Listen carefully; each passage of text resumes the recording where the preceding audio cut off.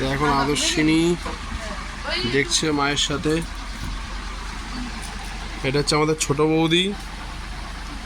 ছোট বৌদি এখন কি নিচ্ছে? ছোট বৌদি শাড়ি, চাদর, ও বেড কভার নিচ্ছে ছোট বৌদি।